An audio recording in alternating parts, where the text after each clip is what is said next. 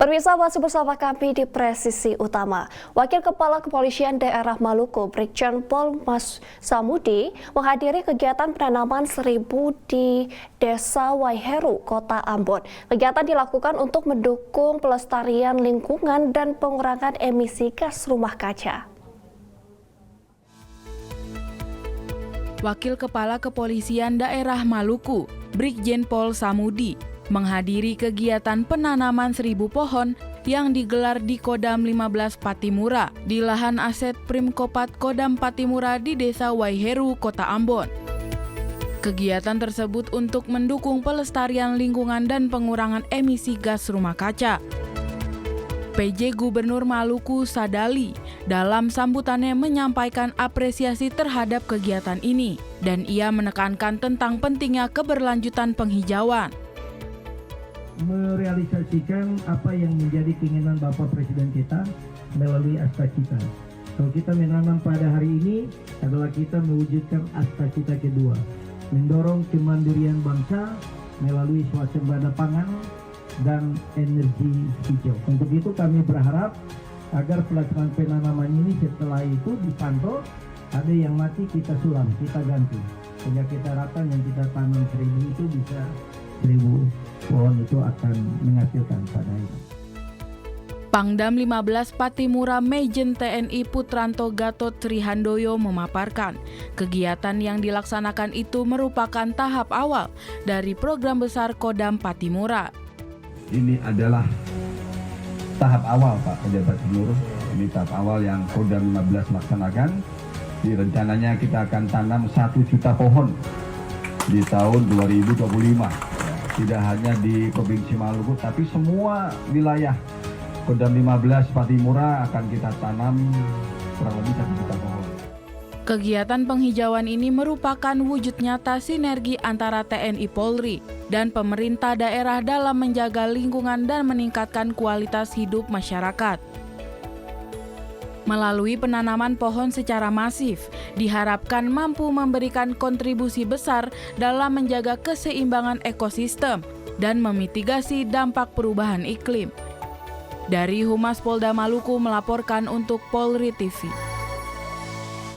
Pemirsa, dalam rangka Sabak Nusa Presisi, Polda Kalimantan Selatan lakukan kegiatan bakti sosial, penebaran bibit ikan, serta pemberian bantuan bagi anak stunting.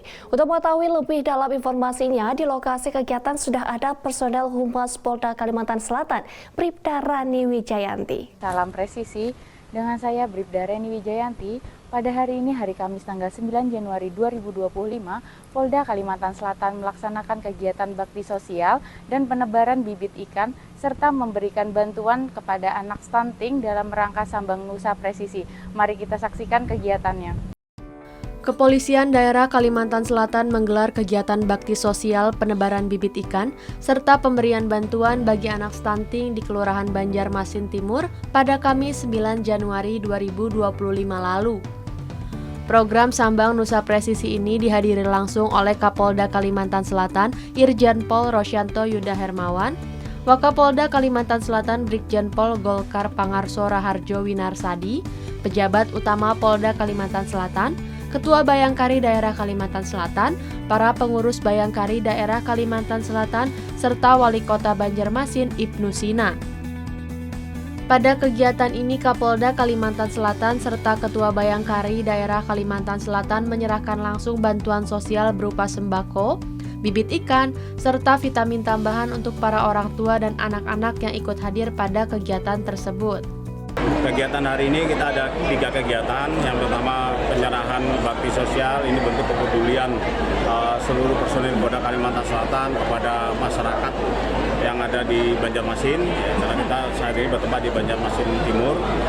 Dan kegiatan kedua kita melaksanakan pengentasan stunting bersama-sama dengan dari BKKBN. Kemudian kegiatan ketiga yang akan kita laksanakan penebaran bibit ikan patin, kurang lebih sebanyak 25.000 ekor kita tebar untuk implementasi daripada kebijakan Bapak Presiden pada Asta Cita kedua, yaitu terkait dengan ketahanan pangan. Harapannya di tengah perubahan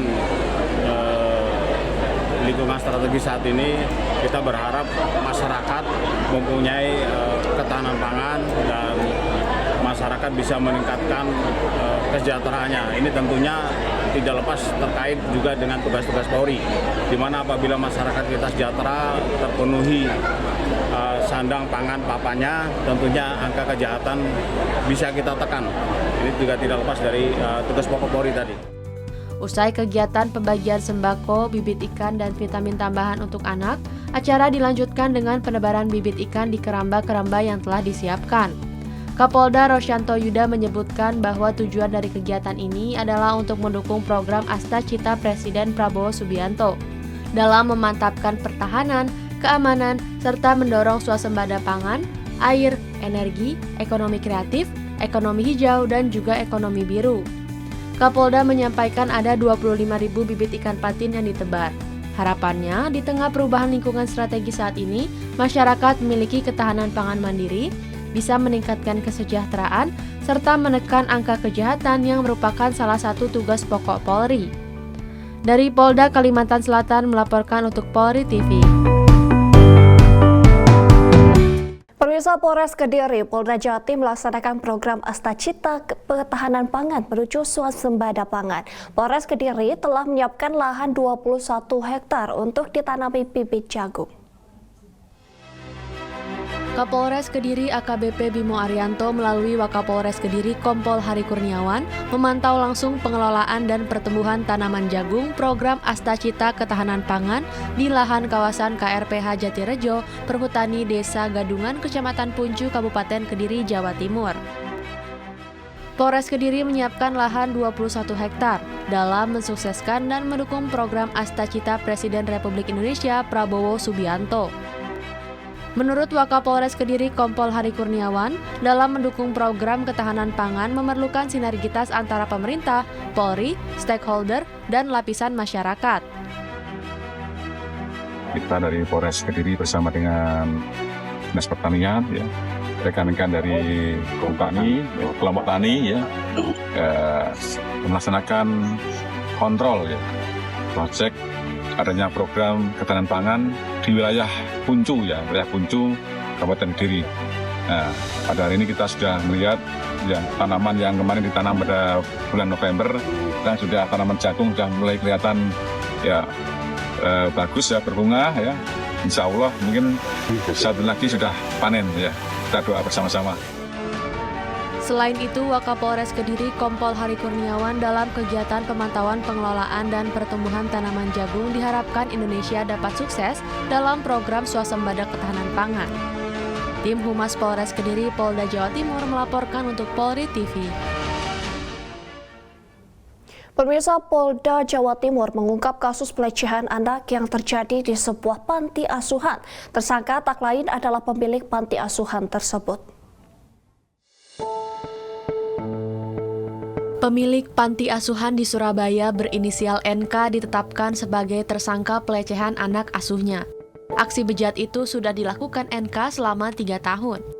Di Reskrimum Polda Jawa Timur, Kombes Farhan menyebut, serangkaian penyelidikan dan penyidikan langsung dilakukan pihaknya usai menerima laporan polisi dari korban pada 30 Januari 2025.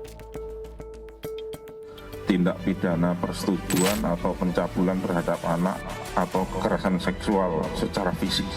Tersangkanya ada 1 orang, inisialnya ini di sini inisial NK, 60 tahun, asal dan alamat dari Surabaya.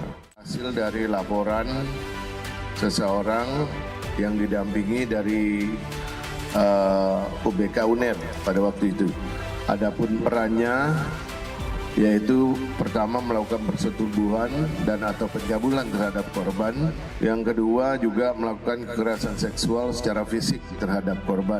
TKP dan waktunya di kota Surabaya sekitar bulan Januari 2022 sampai dengan terakhir dilakukan yaitu 20 Januari 2025. Dari hasil penyidikan, modus operandi yang dilakukan pemilik rumah sekaligus panti penampungan anak asuh yang dulunya merupakan panti asuhan itu berawal usai NK berpisah dengan istrinya pada Januari 2022. Sang istri mengaku kerap menjadi korban KDRT. Jadi dididik, kemudian dibina, diasuh sejak lahir, sehingga seperti keluarga sendiri. Tapi di balik itu, inilah yang terjadi kemudian yang dilakukan oleh tersangka. Jadi intinya adalah mereka melakukan kekerasannya secara psikis yang mengakibatkan perbuatan itu terjadi. Izin yang dimiliki itu sebenarnya pertamanya adalah ada izinnya.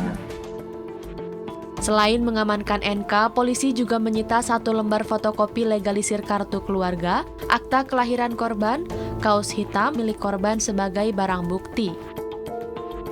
Akibat perbuatannya, NK terancam pasal 81 junto pasal 76D dan atau pasal 82 junto pasal 76E Undang-Undang RI Nomor 17 Tahun 2016 dengan ancaman pidana paling singkat 5 tahun dan maksimal 15 tahun penjara. Dari Humas Polda Jawa Timur melaporkan untuk Polri TV.